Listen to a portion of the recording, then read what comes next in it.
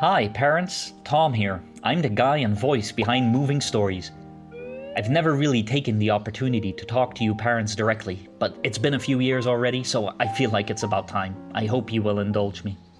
A little background on my channel. I got the idea when reading stories to my own son, and I thought it would be fun to animate some of them and to read them out loud so he could watch them when we were traveling. I also figured it would be a fun way to learn how to animate, and I've got a long way to go, I know. Me animating them for my own son is the main reason for my goals with each animated story, which are stick to the author's story as closely as possible, so I don't add any silly bits or anything that's not in the story, keep the stories calm, so there's no crazy animations or loud noises, and make sure that the videos are consistent so that when you click one of my videos, as parents, you know what to expect. And I'm very glad to see quite a few of you appreciate this direction and have subscribed over the years, so thanks again. So with that out of the way, what are my plans for next year? So last year I challenged myself to release a new story every week, and I'm happy to say I just about managed it. For next year I plan to keep up the same schedule, but I also wanted to introduce more original stories. You may have noticed Turkey Tom Wants to Be Gone and Freddy Firework Wants to Go Boom recently. Those were originals, and I hope you and your children enjoyed them enough to justify making more. But since this is my first video with a comment section, feel free to share your thoughts below. Beyond the videos, I'd like to present my new website, Movingstories.kids. I've been working on this for a while, trying to build something that provides real value beyond just the videos.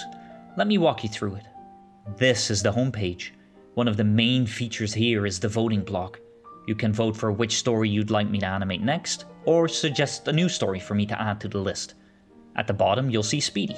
He will follow you across the website. This is a custom AI chatbot tailored specifically for children. You can watch stories with him, play games, or just chat, knowing that he has been strictly programmed to be child-friendly and appropriate.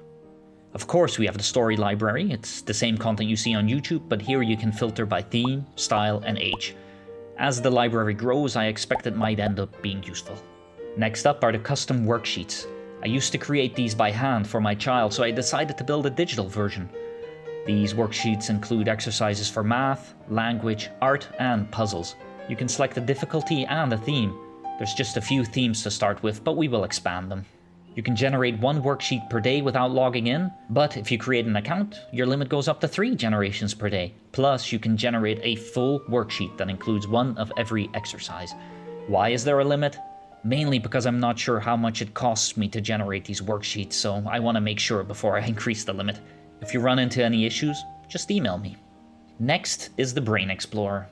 This is basically an IQ test for children, inspired by how hard it was for me to find a decent test for my son that did not hide the results behind a paywall. Now this test covers memory, pattern recognition, logic, and spatial awareness.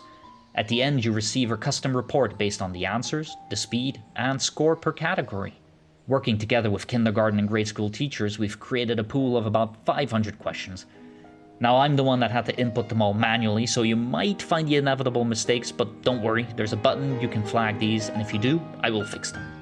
Now, here in your account, you can add profiles for your children to track their scores and view past attempts in your analytics tab.